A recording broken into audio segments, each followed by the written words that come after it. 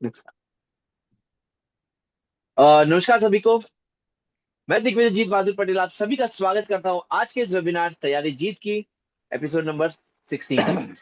दोस्तों, ये webinar television प्रसारण की तरह बिल्कुल भी नहीं। आप मुझे देख और सुन सकते हैं, मैं भी आपको देख और सुन सकता हूं। दोस्तों, आप सभी से निवेदन है कि जब भी स्पीकर बोल रहे हैं तो कृपया करके अपने आप को म्यूट रखें और प्लस अपने स्क्रीन पे कंट्रोल रखें, ताकि स्क्रीन पे किसी प्रकार की डिस्टरबेंस ना हो पाए।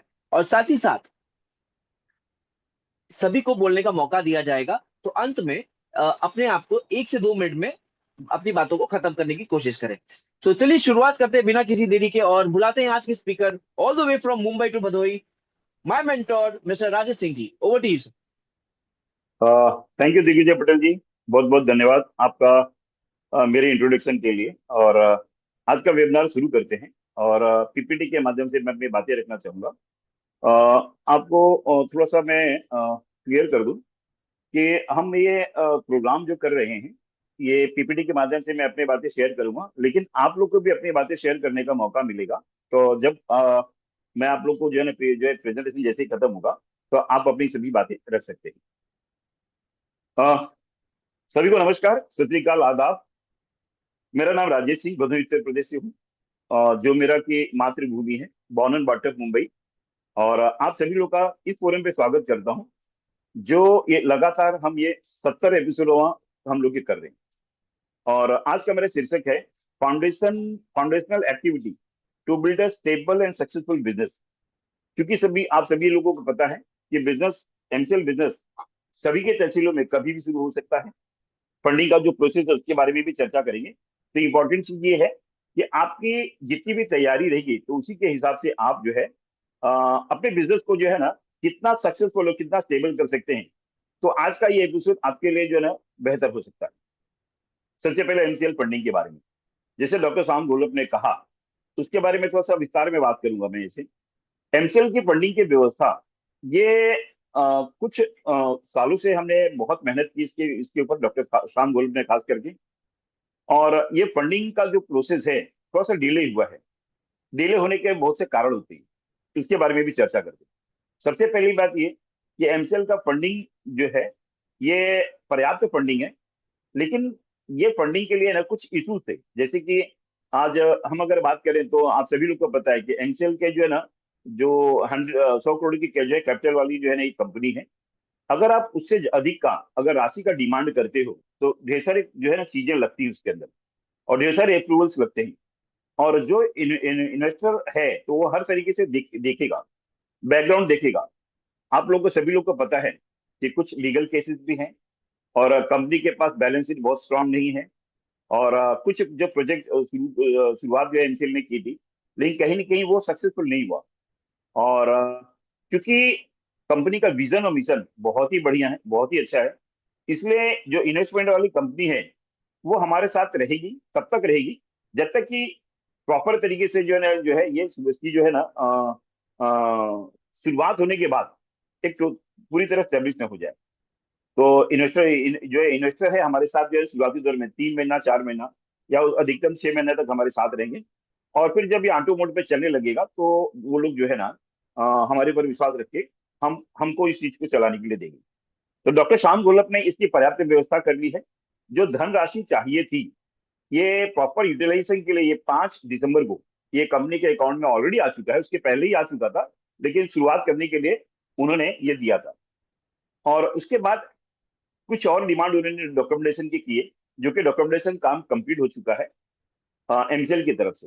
लेकिन वहां बोर्ड ऑफ रेजोल्यूशन में उनकी तरफ से एक जो है ना चीजें आनी है, जो किसी भी वक्त आ सकता है। और मुझे लगता है कि ये मंडे तक लगभग ये कंप्लीट हो जाएगा, मंडे को आ जाएगा। सैटरडे संडे चूंकि वहां बंद है, तो कंपनी अपने तरफ से लगभग कंप्लीट कर चुकी है। और 2 से 3 बार उन्होंने कमिटमेंट किया था, इसीलिए डॉक्टर श्याम गोलप ने कमिटमेंट किया था कि हम अब पैसे डिस्ट्रीब्यूशन के जो है ना, क्योंकि अकाउंट में पैसे हैं, तो डिस्ट्रीब्यूशन के लिए हम तैयार हैं। लेकिन वो एक लास्ट जो है ना हमें उनका जो है ना एक बोर्ड ऑफ रेजोल्यूशन का कॉपी चाहिए, जो कि मुझे लगता है मंडे को प्राप्त प्राप्त हो जाएगा। तो हम ट्यूजडे ऑनवर्ड्स जो है ना इस चीजों की शुरुआत कर सकते हैं। तो जहां तक मेरी जानकारी के अनुसार है कि वेडनेसडे से विदाउट फेल ये चीजें शुरू हो जाएगी। और ये पर्याप्त धनराशि है। लगभग हम अगर 1200 एमएसएस की अगर बात करें सभी तहसीलों के अंदर, ये हम प्रोजेक्ट लगाने की दिशा में हम काम कर सकते हैं, इतनी इतनी बड़ी राशि है ये। और ये लगातार ये फंडिंग जो है ना हमारे पास एमसीएल के पास आती रहेगी। जितने रिफंड्स हैं वो हम देने की अवस्था में रहेंगे। अगर मान लीजिए कुछ नाराज लोग हैं, अगर एमसीएल के साथ काम नहीं करना चाहते हैं, तो 100% एमसीएल जो है उनको रिफंड करने के लिए भी प्रतिबद्ध है। कुछ एमएसएस प्रोजेक्ट को लेके कहीं न कहीं उनके ऊपर ड्यूज है, कुछ वेंडर के पेमेंट होंगे, कुछ रेंट होंगे, कुछ सैलरी होंगे, कुछ लाइट लाइट बिल होंगे। तो वो कंपनी के पास इतना फंडिंग है कि वो भी देने के लिए पर्याप्त फंडिंग के पास है। तो चिंता करने वाली बात नहीं है। हम इस चीज को लेकर चलेंगे। एमसीएल के ऑफिस बैकग्राउंड में काम हो रहा है, यस काम हो रहा है। एमसीएल के ऑफिस लगभग कंप्लीशन के अवस्था में है। इसमें स्टाफ की जो व्यवस्था है, यस, नए और पुराने मिलके कुछ प्रोफेशनल्स की जो जितने भी लोग हैं तो उनकी व्यवस्था ऑलरेडी हो चुकी है। कि किसी भी वक्त आपको जो ग्राउंड लेवल पे आएगा, तो इसमें कम्युनिकेशन की बात इंपॉर्टेंट है, जैसे कि ईमेल आईडी चालू होना, एक प्रॉपर जो है ना सेंट्रलाइज जो है, आपको एक मोबाइल मोबाइल नंबर मिलेगा जिसके माध्यम से आप कनेक्ट कर सकते हो।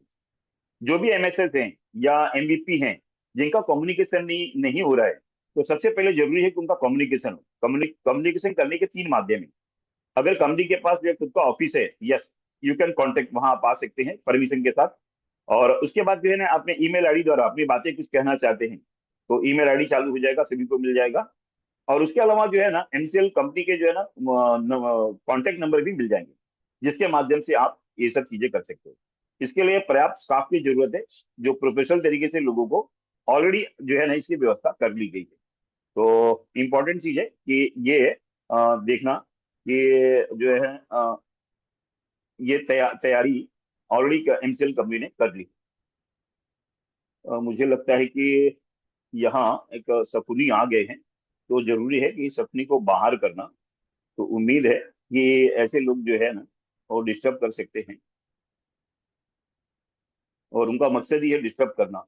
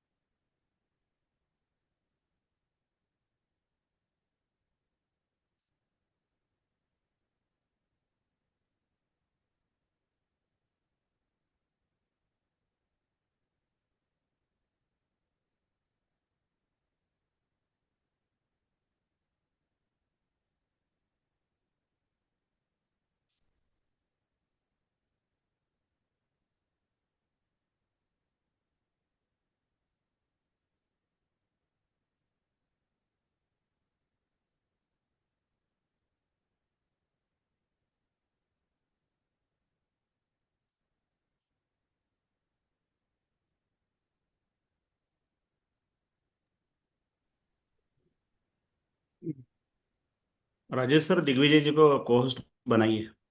कोच मैंने आपको बनाया है। ओके। तो जो आप जो है ना देख सकते हो, ऐसा अगर कोई आदमी है तो आप, मैंने यस। ऑलरेडी बनाया था, तो आप जरा कंटिन्यू देखिए कीजिए। तो। हाँ,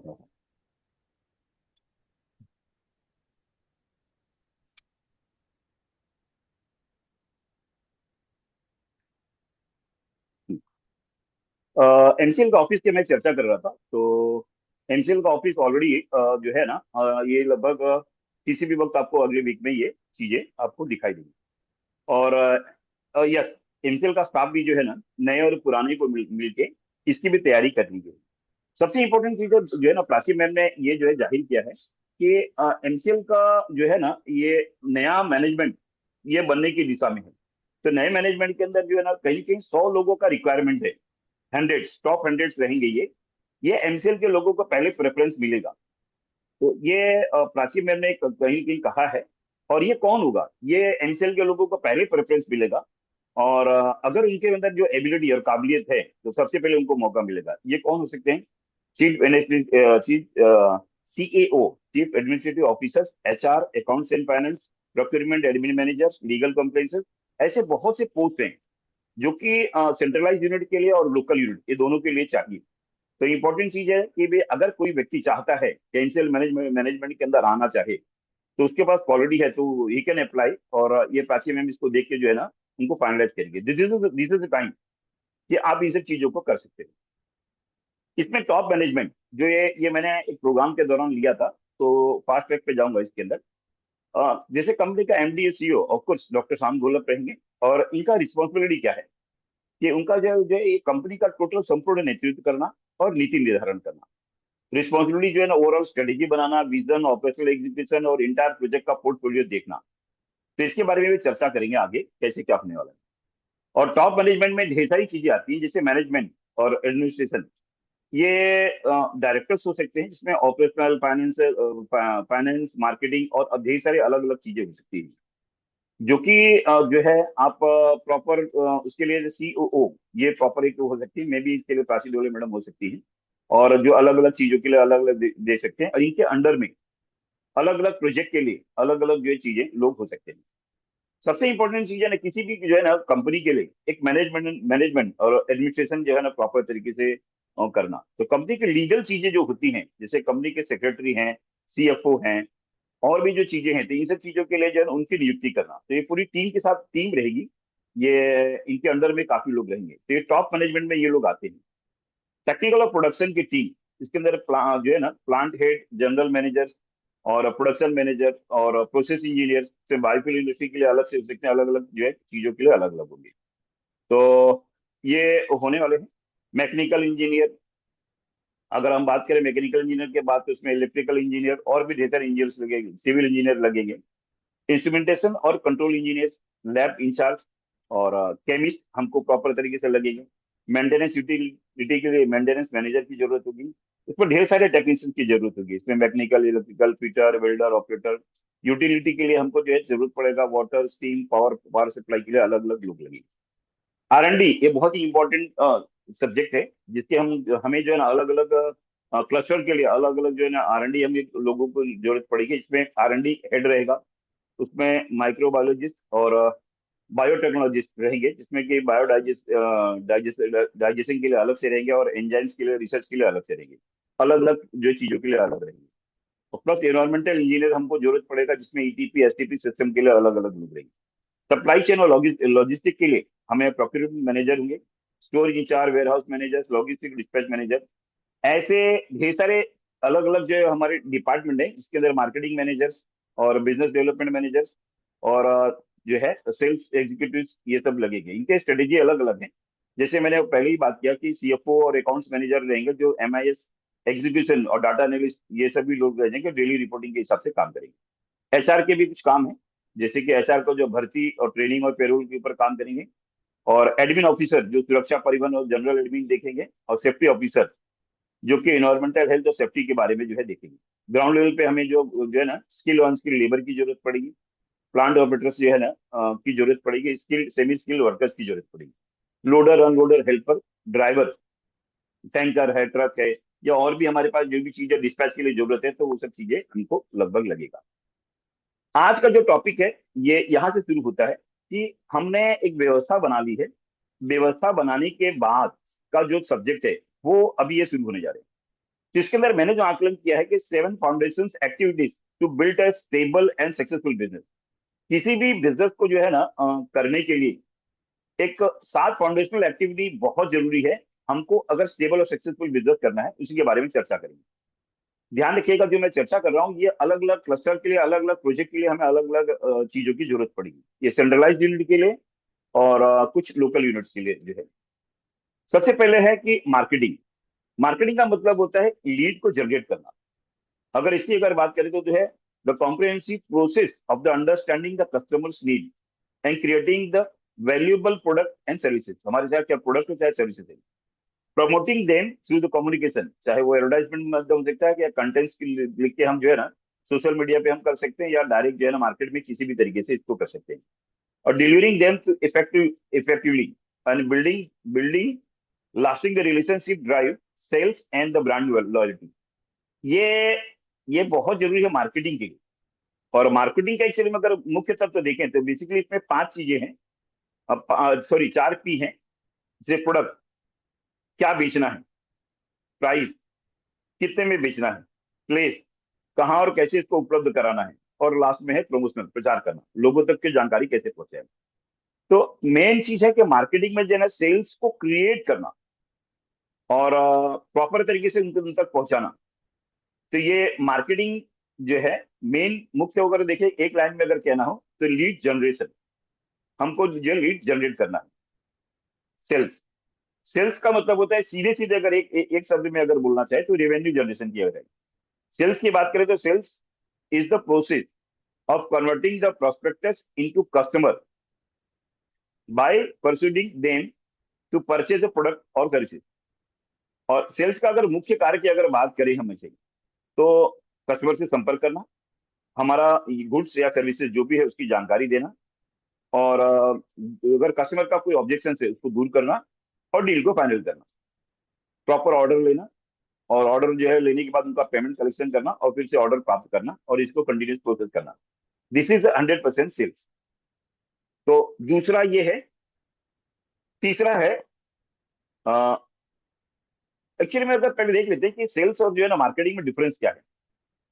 हम अपने एक्टिविटी से किसी भी अपने प्रोडक्ट या सर्विसेज की अगर बात करते हैं तो उनका कस्टमर का जो है ना अटेंशन लेके आना थ्रू सोशल मीडिया या और भी कोई एडवर्टाइजमेंट के माध्यम से, हम उनको जो है ना उनको उनको जो है ना हमारे प्रोडक्ट के बारे में जानकारी देना, ग्रैब अटेंशन, इसको मार्केटिंग कहते हैं। सेकंड, इसमें वैल्यू एड, जो हमारे पास जो हमारे जो प्रोडक्ट है उसके अंदर एड वैल्यू क्या है उसके बारे में अवेयरनेस लाना, और लगातार हमारी प्रोडक्ट की क्रेडिबिलिटी बढ़ाना, कि हम मार्केट में जो जो प्रोडक्ट जो सेल कर रहे हैं या सर्विसेज जो भी दे रहे हैं तो उसकी क्रेडिबिलिटी बहुत बढ़िया है मार्केट में, क्योंकि कम्पिटिटिव मार्केट है हर फील्ड के अंदर। तो उसकी क्रेडिबिलिटी कैसे बढ़ी, वो हमारे जो प्रोडक्ट है उसके सर्विसेज, सेल्स और सर्विसेज उसके माध्यम से एक जो है ना एक क्रेडिबिलिटी बढ़ाना, प्लस रिलेशनशिप बिल्ड करना, जो भी हमारे जो क्लाइंट है उससे जो है ना प्रॉपर रिलेशन बनाती है, और जनरेट इंक्वायरी, जो भी इंक्वायरी है वो जनरेट करना। अगर सेल्स की अगर बात करें तो हमें कस्टमर की नीड्स को देखते हुए उनका रिक्वायरमेंट को फुलफिल करना। सेकंड चीज है कि pitch the product and services, जो भी हमारे जो प्रोडक्ट परचेज है तो हम प्रॉपर तरीके से कस्टमर के सामने इस चीज को पिच करें, और उनके जो है ना ऑब्जेक्शन को हैंडल करना, और समय समय पे उनको ऑफर देना। अभी कोई भी चीजें हैं क्योंकि कम्पिटिटिव मार्केट है तो नेगोशिएट नेगोशिएट करना और डील को क्लोज करना। ये जो है डिफरेंस है मार्केटिंग और सेल्स में। कुछ लोग को लगता है मार्केटिंग सेल्स एक ही चीज है, नहीं, ये दो अलग चीजें हैं। अभी हम शुरुआत करने जा रहे हैं, तो एज ए एमएसएस ओनर हमको जरूरत है इन सब बातों को समझना और अपने वहां इन सब चीजों की टीम तैयार करना। छोटा सा एग्जांपल है कि अगर कोई चीजें हम सेल करना चाहते हैं तो उसके लिए मार्केटिंग के लिए क्या करना पड़ेगा कि where attention goes sales growth, जहां अटेंशन जाएगा तो ये हो गया मार्केटिंग, और वहां सेल्स ग्रो होगा तो ये हो गया सेल्स, हमारा सेल्स अपने आप होगा। इसके माध्यम दो हो सकते हैं, हम लोगों को हम एजुकेट कर सकते हैं या तो एंटरटेन कर सकते हैं। इस तरीके से जो है हमें ये चीजें क्रिएट करना पड़ेगा। थर्ड चीज है ऑपरेशंस, जो मैं आपको बता रहा हूँ ये 7 जो है फंडामेंटल्स, तो इसके अंदर ये सीरियल वाइज है। सबसे पहले मार्केटिंग होगा उसके बाद ही सेल्स होगा, सेल्स पहले नहीं होगा कि डायरेक्ट हम माल बेचा शुरू कर दें। प्रोफेशनल तरीके से काम करेंगे तो ही चीजें आगे बढ़ जाएंगी। ऑपरेशंस की अगर बात करें इसमें दो दो चीजें मुख्य हैं, वैल्यू एंड हैप्पीनेस।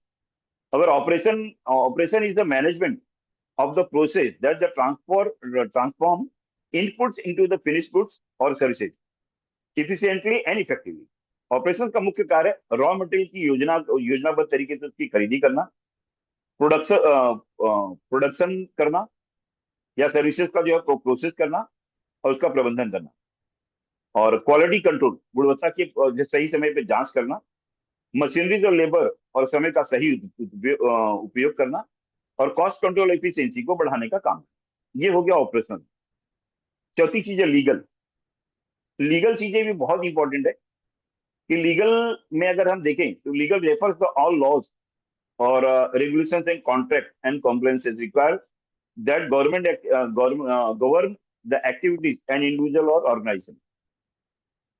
अगर हमारे पास कोई क्लाइंट है तो हमें, हमारे पास जितने भी लोग जो है ना हमारे वहाँ जो है जॉब कर रहे हैं या काम कर रहे हैं, तो हमारे पास जितने भी लोग हैं, उनका जो है ना प्रॉपर तरीके से एक जो है कॉन्ट्रैक्ट बनाना। कॉन्ट्रैक्ट बहुत जरूरी है। जितने भी लोग जो है, चाहे हमारे पास जो है ना सिक्योरिटी गार्ड हो या इंजीनियर्स हो या कोई भी लेबर भी हो या किसी भी व्यवस्था में हो, एडमिनिस्ट्रेशन के अंदर हो, तो उनसे कॉन्ट्रैक्ट साइन करा के लेना। अगर कोई व्यक्ति हमारे वहां है और उसने 6 महीना 1 साल काम करने के बाद हमारे बारे में जाना और हमारे वहां नौकरी छोड़ के जाके हमारे जैसा ही प्रोडक्ट बना के हमारे ही अगर कस्टमर को दे रहा है, तो कंपटीशन में कहीं नहीं कि हमसे सस्ता बेचेगा, हमारे क्लाइंट को ले लेगा। अगर हमने कॉन्ट्रैक्ट पे लिखवा के ले लिया, एक एनडीए साइन करवा लिया कॉन्ट्रैक्ट के अंदर कि हमारे वहां जॉब अगर कर रहे हो, अपने जॉब छोड़ के अगर चले गए, तो हमारे जैसा प्रोडक्ट बना के मार्केट में आप सेल नहीं कर सकते। अगर ये कॉन्ट्रैक्ट हमने करवा के रखा है तो हमारे लिए फायदेमंद होगा कि भाई कि हम कहीं ना कहीं जो है ना ये चीजों को रोक पाएंगे। अगर जो करना चाहता है वो तो करेगा, लेकिन क्या वो डरेगा? अगर हमने कॉन्ट्रैक्ट साइन किया है, हम कोई चीज सेल कर रहे हैं, तो उनके वहां भी हम इन सब चीजों को कॉन्ट्रैक्ट कर सकते हैं। अगर हमारे पास कोई जो है ना प्रॉपर तरीके से अच्छी आइटमें हैं और मार्केट में डिमांडेड है, तो हम अपने जो कस्टमर है उनसे भी अग्री कॉन्ट्रैक्ट कर सकते हैं। इस तरीके से सेफ्टी के लिए है, ये सिक्योरिटी पर्पज के लिए जो होना चाहिए, हम शुरुआती दौर में इन सब चीजों को कर सकते हैं। बिजनेस में लीगल का मुख्य मुख्य कार्य क्या है? कंपनी का रजिस्ट्रेशन, लाइसेंस, कॉन्ट्रैक्ट एग्रीमेंट करना और कानून का पालन करना, जिसमें जीएसटी हो गया, लेबर लॉ हो गए, फैक्ट्री के एक्ट हो गए, ढेर सारी चीजें। विशेष विशेष तरीके से देखा जाए तो विवाद और कानूनी सुरक्षा का निपटान करने के लिए ये हम पहले से चीजें कर सकते हैं। और हम अपने इंटेलेक्चुअल प्रॉपर्टी, जैसे कि हमारा जो प्रोडक्ट है इसका ट्रेडमार्क को रजिस्ट्रेशन कराना, पेटेंट करना, ब्रांड प्रोटेक्शन करना, ये बहुत जरूरी है। अकाउंट्स, अकाउंट्स के अंदर हम जो है ना बेसिकली अगर देखें तो उसमें 3 चीजें हैं: एक्यूरेसी, कॉम्प्लायंसेस एंड रिपोर्टिंग। आज एनसीएल में सबसे बड़ा प्रॉब्लम है कॉम्प्लायंसेस को कंप्लीट करना। क्योंकि प्रोजेक्ट डिले हो गया है, तो बहुत से लोग हैं ऐसे जिन्होंने कॉम्प्लायंसेस कंप्लीट नहीं किया है, तो इसका इम्पैक्ट कहीं ना कहीं जो ना जो एग्जिस्टिंग कंपनी है उसके ऊपर बहुत बुरा पड़ेगा। ऑफकोर्स पड़ भी रहा होगा। तो जरूरत है प्रॉपर तरीके से इस बात को समझना कि एक्यूरेसी के साथ होना चाहिए। एक्यूरेसी के एग्जांपल मैं देता हूं आपको। अकाउंट्स, अकाउंट्स का मतलब कहता है accounts refer to the systematic recording in classifying, summarising and reporting of the financial transaction of a business. और ये डेली बेसिस पे होना चाहिए। मान लीजिए कि हमको इनकम टैक्स भरना है, तो बहुत से लोगों ने देखा होगा जब इनकम टैक्स साल साल भर के अंदर भरना होता है, तब हम ये बात करते हैं कि भाई कि ढेर सारा जो है ना हमारे अकाउंट्स को, अकाउंटेंट को पूछते हैं कि क्या हमारे सब चीजें रेडी हैं इनकम टैक्स रिटर्न फाइल के लिए। तो बोलता हाँ सब चीज रेडी है, कुछ सस्पेंस अकाउंट है। सस्पेंस अकाउंट का मतलब होता है कि कुछ रिकॉर्ड लिख के रखता है कि इसका थोड़ा सा पूछना है, बाकी सब रेडी है। और जब हम देखने जाते हैं तो पता चलता है कि उसने जो है सस्पेंस अकाउंट में ढेर सारी चीजें लिख के रखी है जो उसको पता ही नहीं।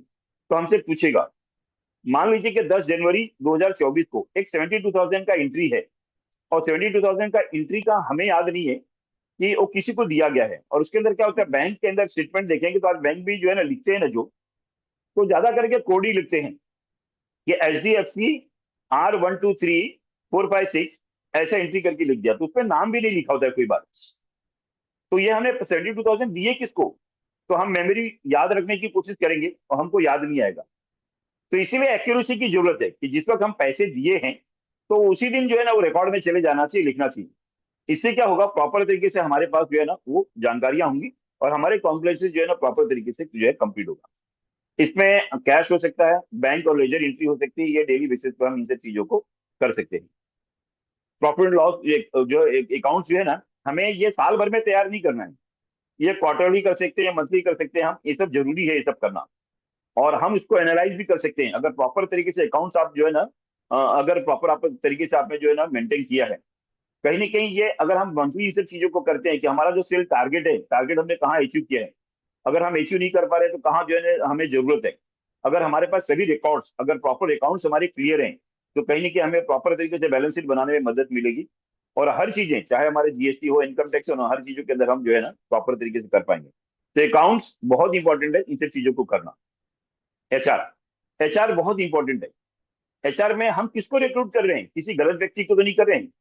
आज प्राची मैम ने कहा कि हम 100 लोगों की नियुक्ति करना चाहते हैं। एचआर का सबसे पहला काम है रिक्रूटमेंट।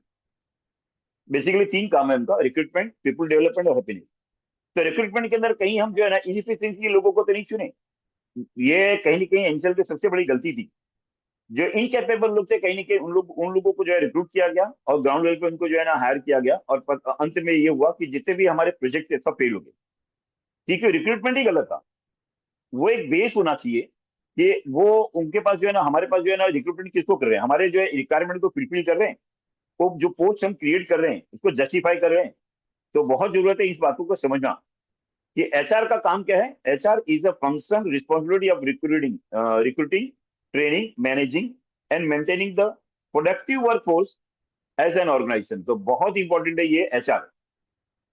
एचआर में अगर हम प्रॉपर तरीके से देखें तो हम भर्ती और चयन की प्रक्रिया, ट्रेनिंग और development, salary and wages, payroll का जो प्रॉपर प्रबंधन करना, employees performance and evolution, employees का परफॉर्मेंस का इवोल्यूशन प्रॉपर तरीके से करेंगे तो साल के एंड में हमको प्रमोशन कितना देना है, उनको कितना जो है ना 10% है उनका ये बढ़ाना है, 20% बढ़ाना है पेरोल, तो उसके हिसाब से करना, लेबर लॉस एंड कॉम्प्रेसेस कंप्लीट करना, और एम्प्लॉय के वेलफेयर और मोटिवेशन का प्रॉपर तरीके से काम देखना है, 7 पे उनको मोटिवेट करना है। पीपल डेवलपमेंट, इनका काम पीपल डेवलपमेंट भी है। अगर कोई व्यक्ति अच्छा परफॉर्म कर रहा है तो कहीं ना कहीं उनके ऊपर कहीं ना कहीं हमको ध्यान देना होगा। और हर व्यक्ति को, चाहे वो किसी भी अवस्था में हो, तो उनके ऊपर भी प्रॉपर तरीके से ध्यान देना है और उनको प्रॉपर जो है ना कि समय समय पे ट्रेनिंग और जानकारी देके उनको आगे बढ़ाने का काम करना है। तो एचआर का काम बहुत ही महत्वपूर्ण है इन सब चीजों को आगे ले जाने के लिए, क्योंकि हमारे पास अलग अलग क्लस्टर हैं और आगे आगे चीजें लेके जानी। आर एन डी डिपार्टमेंट जो है हमारे पास होना चाहिए, क्योंकि हमारा प्रोडक्ट आज कम्पिटिटिव मार्केट में अलग हर तरह के प्रोडक्ट बन रहे हैं। तो हमारा प्रोडक्ट में खास क्या है? तो नए नए प्रोडक्ट को जो इजाद करना, बनाना और लगातार मार्केट में डालना, चाहे हमारे प्रोडक्ट हो चाहे सर्विसेज हो। तो नए नए चीजों का ऑलवेज डिमांड रहता है, कहीं ना कहीं उसमें थोड़ा थोड़ा बदलाव करके अगर ये चीजें मार्केट में लाते रहते हैं तो इन सब चीजों का ऑलवेज डिमांड रहता है। तो ये हमारी गुणवत्ता को, ये हमारी आर एन डी की जो टीम होगी या हमारा लैब होगा, वो प्रॉपर तरीके से मेंटेन करेगा और उसके अंदर बेहतर कैसे कर सकते हैं तो प्रॉपर हमें प्रॉपर तरीके से जानकारी देगा। तो जो इनोवेशन करना है या इंप्रूवमेंट करना है, जो हमारे जो है ना एग्जिस्टिंग प्रोडक्ट है, उसको नए नए प्रोडक्ट को और टेक्नोलॉजी के माध्यम से डेवलप करना, इनका मुख्य काम। अगर प्रॉपर तरीके से देखा जाए तो नए उत्पाद और तकनीक का विकास करना, मौजूदा उत्पादों में गुणवत्ता का सुधार करना, कॉस्ट कैसे कम किया जाए इसके बारे में जो है सजेशन देते रहना, और इफिशियंसी जो है ना इंप्रूव करना, और मार्केट के जरूरतों के हिसाब से इस प्रॉपर तरीके से इनोवेशन करना, और टेस्टिंग और ट्रायल और इनोवेशन लगातार करते रहना। ये इंश्योर करेगा कि आपका जो है ना सेल कैसा है। तो ये 7 चीजें हैं जो कि हमें हर प्रोडक्ट के लिए करना जरूरी है। एक स्टैब्लिश जो है ना बिजनेस करने के लिए, सस्टेनेबल बिजनेस करने के लिए बहुत जरूरी है। टॉप मैनेजमेंट पे अगर हो आप, तो आपका एक रोल है, बिजनेस ऑनर अगर हो, और उस बिजनेस ऑनर के हिसाब से अगर देखोगे तो ये स्ट्रेटेजी बनाने का काम जो टॉप मैनेजमेंट है उनका ही है। अगर जैसे मैंने बातें की कि लगभग 7 चीजें हैं, जो सातों चीजों के लिए आप, सब चीजें नॉर्मली क्या होता है, एक आदमी अगर बुद्धिमान है, नॉलेज है उसके पास, तो वो एचआर का भी काम करेगा, अकाउंट्स का भी काम करेगा, उसको नॉलेज है सीएस का भी काम करेगा, और टेक्निकल जानकारी तो भी काम करेगा। एक ही आदमी सब कुछ करेगा तो फेल हो जाएगा। आपको, आपका रोल है कि टॉप मैनेजमेंट में आपका जो रोल है सिर्फ वही रोल निभाना है। अगर स्ट्रेटेजी की अगर बात बनाने वाली बात है तो ये टॉप मैनेजमेंट का काम है, न कि नीचे वाले लोगों का काम है। तो वो स्ट्रेटेजी रहेगा कब, तो खाली रहना पड़ेगा। सोचने के लिए ना बहुत जरूरी है ना खाली रहना पड़ेगा, क्योंकि जो फाइनेंशियल और पर्सनल गोल बनाना है ना, ये टॉप जो है ना उनका काम है। तो ये स्ट्रेटेजी बनाने का काम ये टॉप मैनेजमेंट का काम है, और ये बहुत जरूरी है बिजनेस ऑनर को सोचना। एज ए एमएसएस ऑनर सोच सकते हो, या टॉप मैनेजमेंट में ना अगर मैं बात करूँ डॉक्टर श्याम घोलप या प्राची मैम है, तो उनको सोचना पड़ेगा। वो फ्री रहेंगे ना तब होगा, सब काम वो करेंगे तो खाली नहीं रहेंगे, खाली नहीं रहेंगे, फ्री नहीं रहेंगे तो सोच नहीं पाएंगे कि स्ट्रेटेजी हम कैसे बनाएं। तो बहुत इंपॉर्टेंट है, इसके बारे में प्रॉपर ध्यान रखना। तो स्ट्रेटेजी मैनेजमेंट के लिए processing formulas and implementation the evolving the decision that enable an organisation to achieve the long term objectives, ये बहुत जरूरी है। गोल विजन सेटिंग करना, लक्ष्य दृष्टि को तय करना, एनवायरमेंटल एनालिसिस, शॉर्ट और पेस्टल जो है ना, एक प्रॉपर एक फॉर्मूला है, उसके माध्यम से हम प्रॉपर तरीके से दे सकते हैं। स्ट्रेटेजी फॉर्मुलेशन, एक रणनीति बनाना लॉन्ग टर्म, और स्ट्रेटेजी इंप्लीमेंटेशन, इसको इंप्लीमेंट कैसे करने की, हमने रणनीति तो बना ली, इसको लागू कैसे करेंगे और उसको इवोल्यूशन और कंट्रोल कैसे करेंगे, इन सब चीजों को ध्यान देना, ये स्ट्रेटेजी मैनेजमेंट मैनेजमेंट में आता है। ये टॉप मैनेजमेंट ही कर सकता है। फंक्शनल मैनेजमेंट, फंक्शनल मैनेजमेंट की अगर बात करें, इसमें दो चीज मुख्य है कि कोई भी बिजनेस एक सिस्टम से चलता है, एक टीम से चलता है।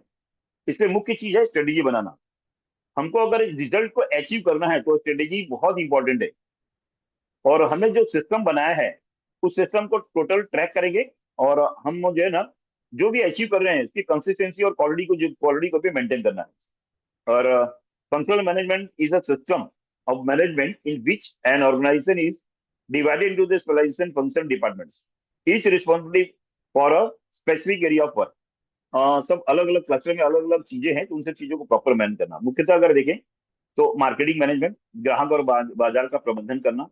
सेल्स मैनेजमेंट अगर बात करें तो उसके अंदर बिक्री और राजस्व का काम करना। ऑपरेशन एंड प्रोडक्शन मैनेजमेंट की अगर बात करें, इसमें उत्पाद और सेवा जो भी हमारे पास है उसको प्रॉपर देखना। फाइनेंशियल एंड अकाउंट मैनेजमेंट की अगर बात करें तो उसमें वित्तीय प्रबंधन की बात आती है, एचआर है, आर&डी है। सातों डिपार्टमेंट जो मैंने आपको पहले बताए, सातों डिपार्टमेंट में ये जो है ना फंक्शनल मैनेजमेंट सिस्टम और टीम को जो है ना कहीं ना कहीं इंप्लीमेंट करना।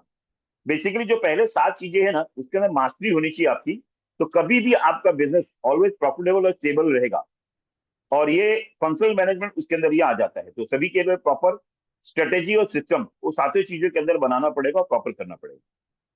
पीपुल मैनेजमेंट, पीपुल मैनेजमेंट की अगर बात करूं तो जैसे सबसे पहले आता है जो है एचआर वाला जो काम आता है, वही आता है कि भाई आप hire based on ask, A S K जो है ना एक फॉर्मूला है जिसके माध्यम से हम ये उन लोगों का चयन कर सकते हैं, और ये बहुत जरूरी है। इसमें बेसिकली देखें तो रिव्यू टीम और रिव्यू सिस्टम, कि भाई हमारी टीम है, इसको प्रॉपर लगातार इसको रिव्यू करना और सिस्टम को लगातार रिव्यू करना। और development people via consistent and respectful specific feedback, scientific salary approach and fire the wrong people. सबसे इंपॉर्टेंट चीज है कि भाई जो सैलरी हम जो है उनका जो है ना इंक्रीज जो करेंगे तो उनके परफॉर्मेंस बेस पे होना चाहिए, और जिसको मंथली या वीकली जो है ना उनको जो हम जो गोल देते हैं कि जैसे अचीव करते हैं, उसके हिसाब से जो है हमारे पास अगर जो है ना साइंटिफिक तरीके से प्रॉपर अगर है तो हम उन सब चीजों को कर सकते हैं। अगर पीपल मैनेजमेंट की बात करें, बहुत इंपॉर्टेंट है ये कि people management is practice of the leading, motivating, developing and managing the employ to achieve the organisation of goals. हमारे ऑर्गेनाइजेशन का जो गोल्स है उसके अचीव करने के लिए ये जरूरी है, उसको मेजर करना बहुत जरूरी है। Leadership and communication, motivation and engagement, performance and management, skill development training, team building and scientific management, employ wellbeing and culture, ये बहुत जरूरी है। अगर मतलब शॉर्ट में अगर बोले, जो एचआर की नीतियां प्रक्रियाओं को संभालता है, पीपुल का डेवलपमेंट, रोजमर्रा के नेतृत्व और नेतृत्व का व्यवहारिक प्रबंधन करते हैं। एचआर में और पीपल मैनेजमेंट में थोड़ा सा फर्क है। एचआर में क्या हम नीतियां और प्रक्रिया प्रक्रिया संभालने वाले का काम करते हैं, लेकिन पीपल मैनेजमेंट में क्या होता है, रोजमर्रा के जो है ना लीडरशिप और जो व्यवहारिकता है प्रबंधन को देखने का काम करते हैं। तो ये बेसिकली ये चीजें हैं। ट्रैप ऑफ सेल्फ एम्प्लॉयमेंट, ये अगर हम देखते हैं हमारी मानसिकता क्या होती है कि नॉर्मली हमें जानकारियां बहुत कुछ हैं, जैसे मैंने अभी अभी थोड़ी देर पहले कहा कि हमारे पास नॉलेज है तो हम सभी काम करने जाते हैं। सभी काम करने अगर जाओगे तो सेल्फ एम्प्लॉयड हो जाओगे आप। आपके पास जो अगर स्किल है ना कि चलो भाई आप जो सोच रहे हो और स्ट्रेटेजी भी आप ही बना रहे हो और फाइनेंस भी आप ही संभाल रहे हो, एचआर का काम भी आप ही कर रहे हो, टेक्निकल काम भी आप ही कर रहे हो, तो कहीं ना कहीं जो है ना वो सेल्फ एम्प्लॉयमेंट के ट्रैप में आप फंस रहे हो। आप अगर फ्यूचर के लिए जो भी प्लानिंग कर रहे हो, अगर उसके लिए जो है ना कुछ भी काम कर रहे हो तो ठीक है। अगर नहीं, कहीं कि हर चीजें आप करने जाओगे तो आपकी इफिशियंसी और क्वालिटी में कहीं घटाव आएगा। ध्यान रखना, आपका मकसद होना चाहिए पर्पस। पर्पस किस पर्पस और मिशन के लिए काम कर रहे हो, और कोई भी बिजनेस कर रहे हो तो ऑफकोर्स प्रॉफिट के लिए होना चाहिए। तो ये आप कहीं ना कहीं अगर एक चीज काम कर रहे हो, जो आपका रोल है उसको प्रॉपर तरीके से निभाते हो, तब ये प्रॉपर तरीके से जस्टिफाई हो पाएगा, काम हो पाएगा। और money is a reflection of your thinking. जो पैसा कमाने की प्रक्रिया है ना, जो आपकी सोच है उसी के ऊपर निर्भर करता है कि आप किस दिशा में जाना चाहते हो। अगर सही दिशा में जाते हो तो 100% इन सब चीजों को होगा। The trap of self-employed is a refer to the situation where is a business owner must जो है operationally handle the most operations, making income and growth fully depend on their own time and effort। आपके खुद के समय पे अगर ऐसा चीजें होता है तो कहीं ना कहीं जो है ना दिक्कतें आ सकती हैं। और ऑनर इज मतलब समझ लो अत्यधिक खुद पे निर्भर करता है, और बिजनेस आपके बिना नहीं चल सकता, ऐसा वो सोचता है।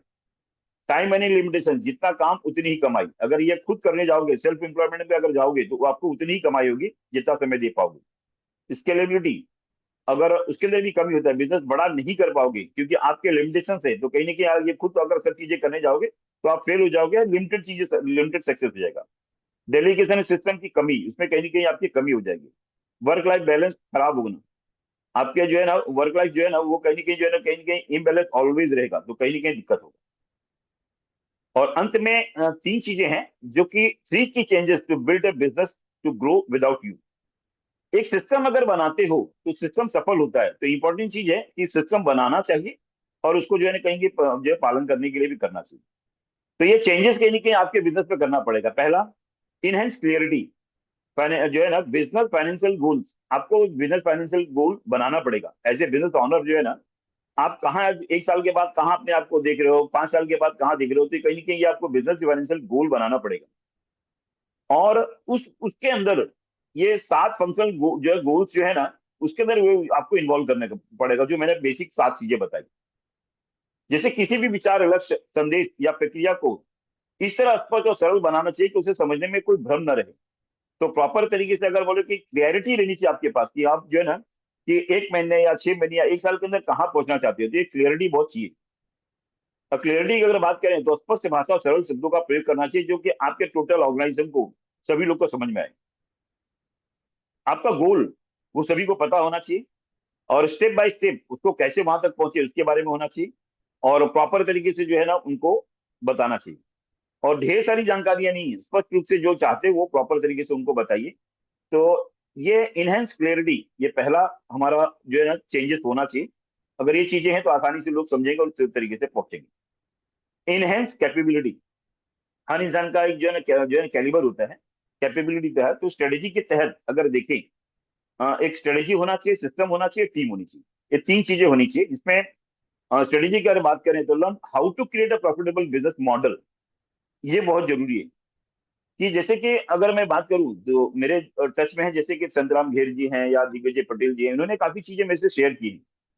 तो उनको क्या करना है मालूम है कि वो जैसे कि दिग्विजय पटेल जी की अगर बात करूं तो personal care home care product उनके पास जो है ना कहीं उन्होंने उसके बारे में सीखा है, जानकारी ली है, ढेर सारे जो है सर्टिफिकेट कोर्सेज किए हैं। तो एक बिजनेस मॉडल उनको बनाना पड़ेगा। संतराम घेर जी की बात करें तो डिहाइड्रेशन के प्लांट के लिए कहीं उन्होंने बहुत मेहनत की है, कड़ी मेहनत की है, उसके लिए बहुत सी तैयारियां की है। तो उनको सबसे पहले क्या होगा कि जो है एमसीएल के अंदर ना एक जो है ना बिजनेस मॉडल खुद के लिए खड़ा करना होगा कि भाई कि एक प्रॉफिटेबल बिजनेस कैसे हम प्रॉपर तरीके से करें, उसका एक एसओपी होना चाहिए। और वो एक प्रॉफिट बिजनेस मॉडल बन जाएगा। और वो बिजनेस मॉडल क्या होगा, हम उसको जो है ना सक्सेसफुली उसको रन करें, प्रॉफिटेबल बिजनेस करें। अगर प्रॉपर तरीके से स्ट्रेटेजी के अंदर ये प्लान करते हैं तो बिजनेस मॉडल बन जाएगा। और बिजनेस मॉडल उनका बन गया तो हम ऑल ओवर इंडिया एक ही जगह से प्रोडक्शन न करते हुए हम जो है ना उसको रीजनल वाइज या अलग अलग जगहों पे उसी मॉडल को हम उसको अपना सकते हैं। तो हम अगर प्रॉपर तरीके से प्रॉफिटेबल बिजनेस मॉडल बनाते हैं तो उसको हम रिप्लिकेट कर सकते हैं और भी जगहों पे। तो ये स्ट्रेटेजी होना चाहिए हमारे पास कि बिजनेस मॉडल बने। छोटा सा एक एग्जाम्पल द्वारा समझाता हूँ। मान लीजिए सर्विसेज की बात करता हूँ। तो सर्विसेज की अगर बात करूँ तो उसके अंदर जैसे एक तो मेरे मित्र हैं जो लखनऊ में संडीला तहसील में रहते हैं, और डॉक्टर शिव सागर, उनकी पत्नी जी हैं डॉक्टर रेहाना सागर। अब मान लीजिए उन्होंने फिजियोथेरेपिस्ट हैं और अच्छी डॉक्टर हैं, और फिजियोथेरेपी इनकी बहुत ही अच्छी है। लखनऊ में उन्होंने एक बहुत अच्छी जगह पे जो है ना उन्होंने अपना एक सर्विसेज का शुरू किया, और वो प्रॉपर तरीके से बहुत अच्छा बिजनेस कर रही हैं। और बहुत ही प्राइम एरिया में उन्होंने एक जगह रेंट पे ली और वो चला रही है। अब वो क्या कर रही है कि अफोर्डेबल प्राइस पे लोगों को दे रही है, एक एक पेशेंट के साथ 750 रुपया ले रही है। दिन भर में अगर देखें तो बहुत ज्यादा पेशेंट नहीं कर सकते, मेरे ख्याल से अधिकतम 10 पेशेंट देख सकते हैं, क्योंकि उसमें समय लगता है, थकान भी लगता है। अब 10 उन्होंने देखा तो 750 एक पेशेंट से लिया तो 7,500 रुपया हुआ।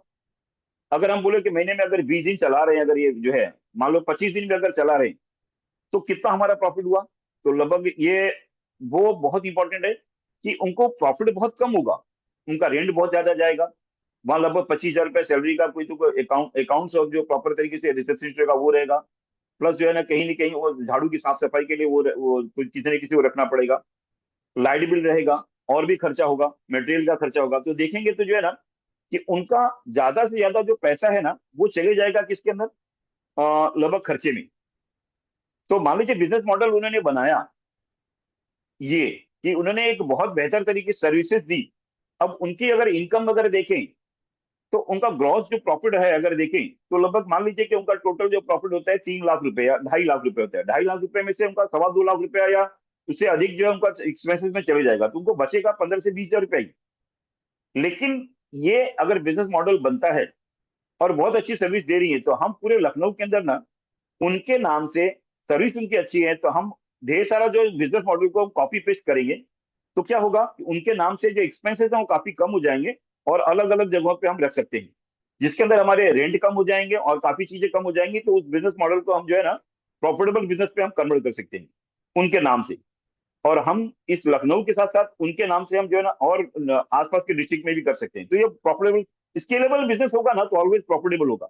एक बिजनेस मॉडल प्रॉपर बनाना पड़ेगा, स्ट्रेटेजी बनानी पड़ेगी, और इसके माध्यम से 100% प्रॉफिटेबल बिजनेस हो सकता है। मैं बोलना ही चाह रहा हूँ system, learn to how to design and function the system.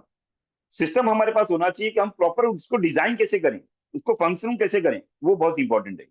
और हमारे पास प्रॉपर टीम होनी चाहिए, how to hire and develop the appraise and fire. और फायर भी बहुत जरूरी है, क्योंकि अगर मान लीजिए कि हमारे पास कोई गलत काम कर रहा है, कोई गाली गलौज कर रहा है, तो मैं एनसीएल के अंदर तो बहुत सा देख रहा हूँ कि बहुत से लोग उल्टा सीधा बोलते हैं, गालियां देते हैं, या जो भी इथिक्स है उसके खिलाफ पहले दिन से ही काम करते चले आ रहे हैं। तो ऐसे लोग को फायर करना जरूरी है। अगर फायर नहीं करते हो, अपने ऑर्गेनाइजेशन में करते हो ना, तो फिर कहीं ना कहीं वो आपके लिए नुकसानदेह है। मान लीजिए कि कोई व्यक्ति है, एक कहीं ना कहीं एक साइट है जो है ना, एक कंस्ट्रक्शन साइट है, वहां 30,000 रुपए का जो है ना माल वो डेली जो है कहीं ना कहीं सेल कर दे रहा है, बहुत बड़ा आपका ऑर्गेनाइजेशन है। अब आपको पता चला कि 30,000 रुपए का जो है ना सैलरी जो है ना कहीं ना कहीं रोज माल बेच रहा है, लेकिन आपका कोई सिक्रेसी उसके पास है। आपने उसको अगर निकाल दिया, आपका प्रॉफिट अगर मान लीजिए डेली का 1 लाख रुपए है और 30,000 रुपया मान लो वो पैसा खा रहा है, तो आप क्या कर रहे हो, इसको छोड़ दे रहे हो कि जानो तो गलत काम कर रहा है, लेकिन इसको ट्रेड सीक्रेट मालूम है, तो कहीं ना कहीं 70,000 रुपया आपको प्रॉफिट मिल रहा है ना, 1 लाख में से 30,000 चले गया। लेकिन क्या होगा अगर उसको आपने गलत काम कर रहा है छोड़ दिया ना, तो आज 30,000 का चोरी कर रहा है तो कल 40,000 का करेगा, कहने की ऑलवेज ब्लैकमेल करता रहेगा। तो इंपॉर्टेंट चीज है ना कि ऐसे लोगों को तुरंत बाहर करना, फायर करना। और आपके पास ये डेयरिंग होना चाहिए कि ऐसे व्यक्ति को जो है ना गलत चीजों को ना सहन नहीं करना चाहिए, ऐसे लोगों को निकालना चाहिए। और ये बहुत इंपॉर्टेंट है कि किसी किसी भी व्यक्ति की अगर बात करें, टीम या संगठन की मौजूदा क्षमताओं को, स्किल या नॉलेज और रिसोर्सेज की एक टीम को बेहतर, मजबूत और अधिक प्रभावी बनाना, ताकि बेहतर प्रदर्शन हो सके, उसके प्रदान किए जा सकते हैं। तो उसके अंदर सभी चीजें इंपॉर्टेंट है। उसमें ट्रेनिंग, स्किल डेवलपमेंट, नई तकनीक और टूल्स को अपनाना, प्रोसेसिंग इंप्रूवमेंट करना, ऑटोमाइजेशन पे जाना, एक्सपीरियंस और लर्निंग के अंदर सुधार करना। और इनहेंस करेज, करेज का मतलब होता है डर से ऊपर ऊपर उठकर ही आगे बढ़ना, तभी ऑर्गेनाइजेशन चल पाएगा। तो आपको क्या करना है कि इन सब चीजों को जो है ना इनहेंस करेज, हम अगर मान लीजिए कि एक ऑर्गेनाइजेशन खड़ा कर रहे हैं, ऑर्गेनाइजेशन जब खड़ा करते हैं तो क्या होता है कि हम कुछ सैलरी देते हैं। मान लीजिए हम ढेर सारे लोगों को रिक्रूट कर रहे हैं, तो रिक्रूट करने का हमारे पास प्रॉपर एक जो है क्षमता होनी चाहिए कि रिक्रूटमेंट करने के बाद जो है हमको सैलरी दे रहे हैं, तो हमको लग रहा है कि यार हम अच्छे लोगों को रख रहे हैं, तो सैलरी इनको ज्यादा देना पड़ रहा है। लेकिन अच्छे लोगों को सैलरी अगर रख रहे हैं तो कहीं ना कहीं उनको काम भी हम देंगे। अगर अच्छा अच्छा सैलरी दोगे तो अच्छे लोग मिलेंगे, अच्छे लोग मिलेंगे तो अच्छा रिजल्ट भी आएगा। तो आपको एक डिसीजन प्रॉपर तरीके से लेना है और एक करेज करना है कि हम किसी को अच्छा अगर सैलरी दे रहे हैं तो हमको काम अच्छा रहेगा। तो आपके पास जो है ना ये आपका जो है जो डर है ये जाएगा, और आपको कहीं कि डेयरिंग करना पड़ेगा, अच्छे लोगों को जो है ना लाने के लिए सैलरी आपको अच्छा देना पड़ेगा, तो रिजल्ट भी उसके अच्छे आएंगे। और ये डिसीजन आपको बोल्ड होना चाहिए। और कहीं ना कहीं हम उनके साथ जो है ना उनको ट्रेनिंग और जानकारियां दे रहे हैं, या समय समय पे उनको जो प्रॉपर तरीके से जो है ना उनको सैलरी उनका बढ़ा रहे हैं, अगर अच्छे रिजल्ट दे रहे हैं, तो कहीं ना कहीं उनके अंदर हम इन्वेस्ट कर रहे हैं। तो ये इन्वेस्टिंग मेंटेलिटी भी होना चाहिए आपका। थोड़ी सी एग्जांपल दें कि हमारे पास डेयरिंग होना चाहिए कि सेल्फ कॉन्फिडेंस और आत्मविश्वास को बढ़ाने का काम, रिस्क को समझकर उसको स्वीकार करना, गलतियों से सीखना, और उनसे डरना नहीं है। और पॉजिटिव माइंडसेट के माध्यम से नेतृत्व का प्रॉपर जो है लेके चलना, सपोर्टिव इन्वायरमेंट पे जो है ना मेंटरिंग करना। बिजनेस और लाइफ के महत्व को निर्णय लेने की क्षमता मजबूत होती है, इनोवेशन और ग्रोथ संभव होती है, लीडरशिप क्वालिटी विकसित होती है। अगर शॉर्ट में अगर बात करें तो इनहेंस करेज का मतलब होता है डर से ऊपर उठकर आगे बढ़ने का ताकत पैदा करना। अगर ये आपके पास जो करेज नहीं है तो कहीं ना कहीं बिजनेस को डेवलप नहीं कर पाओगे।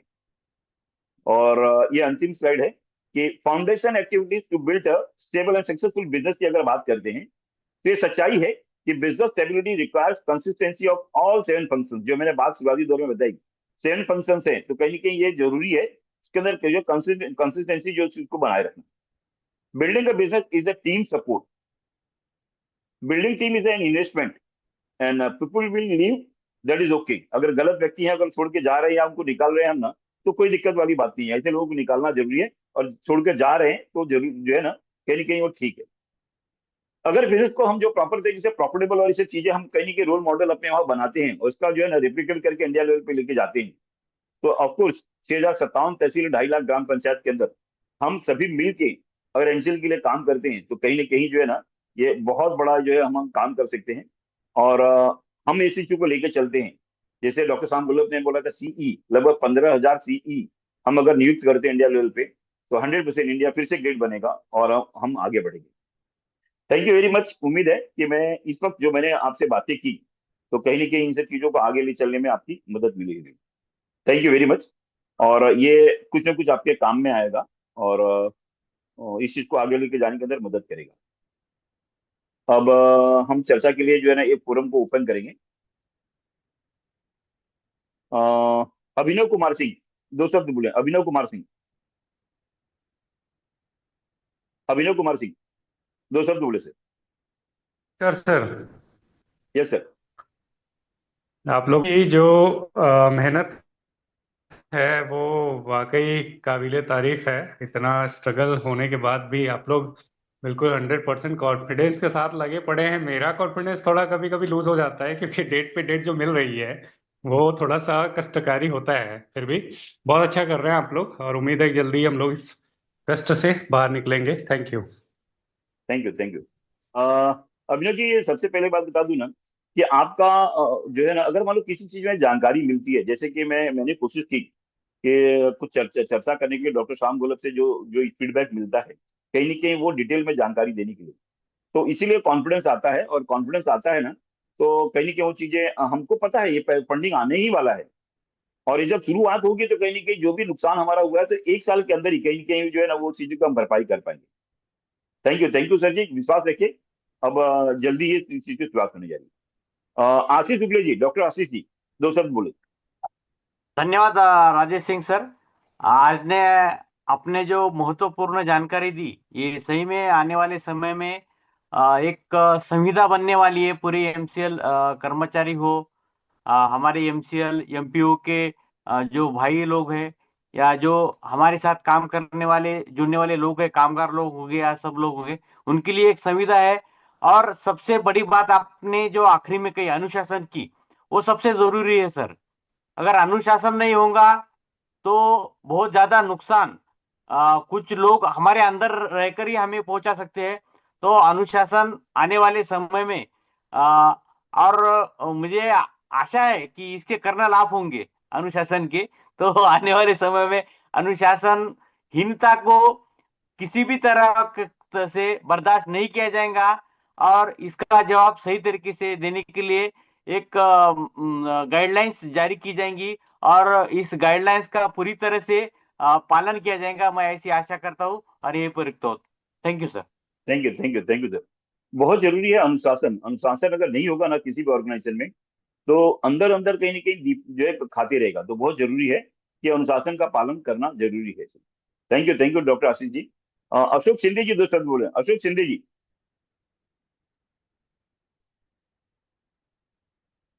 अशोक सिंह जी, खानापुर तहसील से।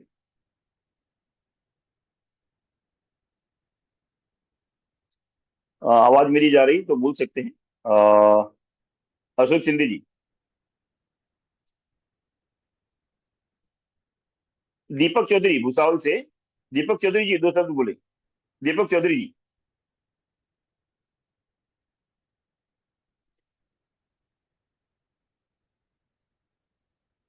शायद मेरी आवाज उनके वहां पहुंच रही है, मुझे नहीं पता। दिनेश पटेल जी, दिनेश पटेल जी, दो शब्द बोले, दिनेश पटेल जी।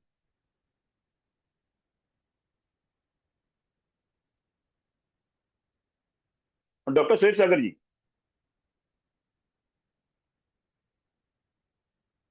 हाँ, डॉक्टर श्वेत सागर जी।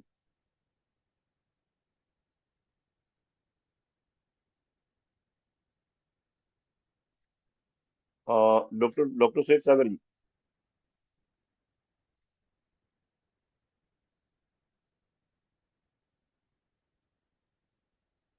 हाँ, डॉक्टर श्वेत सागर।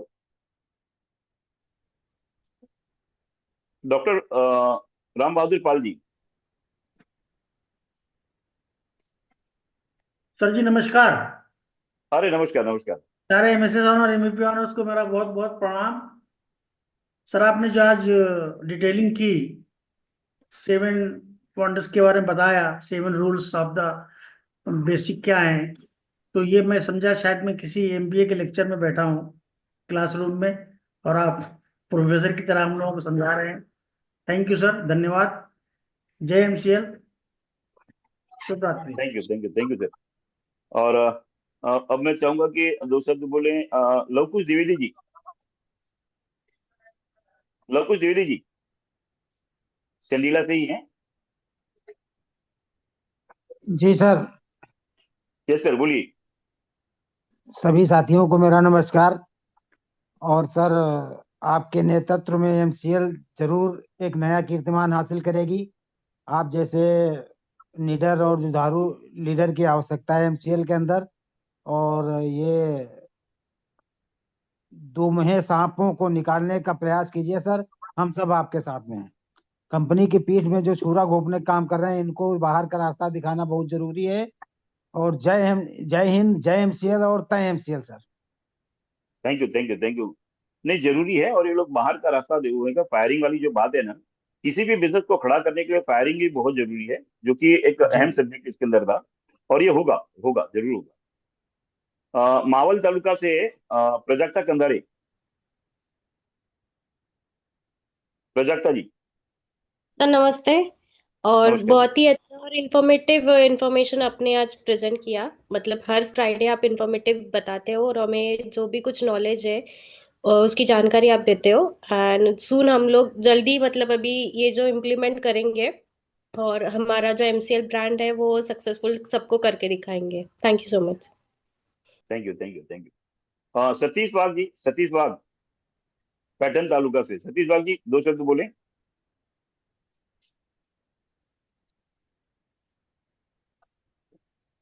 श्रीराम दाईगुड़े जी, खंडाला तालुका, सातारा। श्रीराम, श्रीराम जी। हाँ नमस्कार सर, सभी को जय नमस्कार। एमसीएल। जय श्री सर। आपका हर एक सेशन में सर आपको जो जानकारी देते हैं ना आप, वो बहुत नॉलेजेबल रहती है। सबको हमें ज्ञान मिलता है कि नया नया प्रोजेक्ट के बारे में, और बाकी जो बातें बोलते हैं ना सर आप, तो उसके बारे में जो एमसीएल की अभी स्टेज दी है ना, तो उसके लिए भी हम पहले से एमसीएल के साथ हैं और अभी लास्ट तक एमसीएल के साथ ही रहेंगे। और आप जैसे बोलेंगे वैसे हम आगे आगे बढ़ेंगे। जय हिंद, जय MCL. Thank you sir, thank you.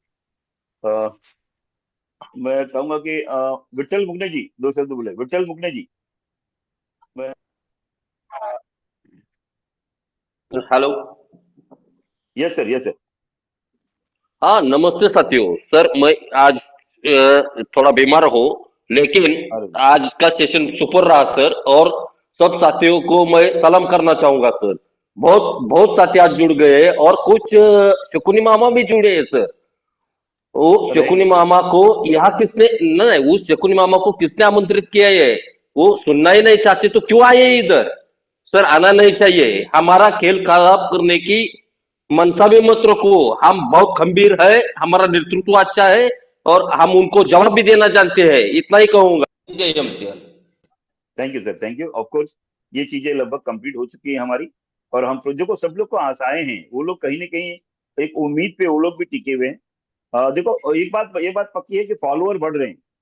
Negative है या पॉजिटिव है बात अलग है, लेकिन फॉलोअर बढ़ रहे हैं, ये बात कंफर्म है। मैं चाहूंगा कि यूपी से ही मलकान सिंह जी, जो है तिरवा तहसील से, कन्नौज जिला। मलकान जी। सर 2 मिनट में अभी मीटिंग खत्म हो जाएगी, उसके हिसाब से देखिए। Done done. मेरी आवाज आ रही है तो ठीक है। संतराम जी आप भी बोलिए सर। यस, हाँ 9 बजे। नमस्कार सभी साथियों को। सर ने आज जो भी बिजनेस के बारे में, इंडस्ट्री के बारे में बताया, बहुत ही डिटेल जानकारी थी।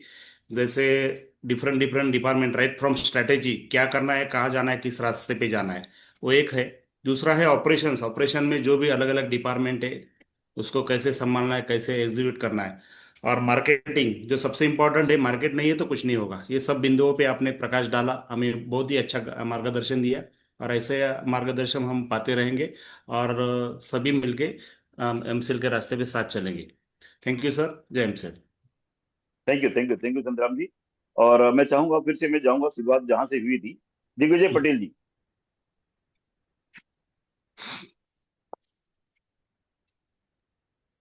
दिग्विजय पटेल जी आप हैं?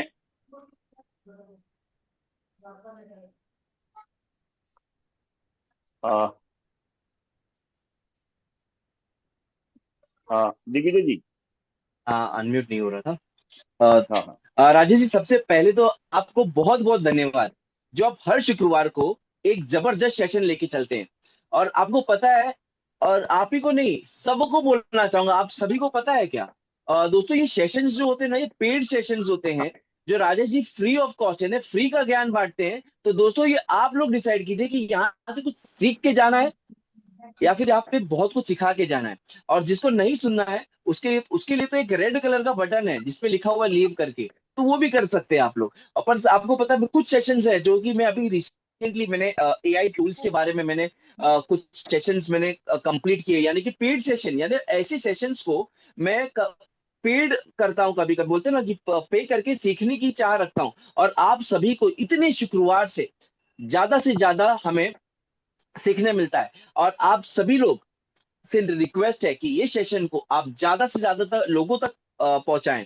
और उससे क्या होगा, आपके साथ साथ लोगों तक जानकारी पहुंचेगी, नए नए तरीके, मार्केटिंग, सेल्स मार्केटिंग कैसे किस तरीके से करना है, वो तरीके पता चलेंगे। तो ज्यादा कुछ ना करते, समय का अभाव है, तो आप सभी से लेता हूं विदा। मिलते हैं अगले शुक्रवार 8 बजे कुछ नए टॉपिक के साथ और कुछ नए बिजनेस डिस्कशंस के साथ। तब तक के लिए जय हिंद, जय एमसीएल।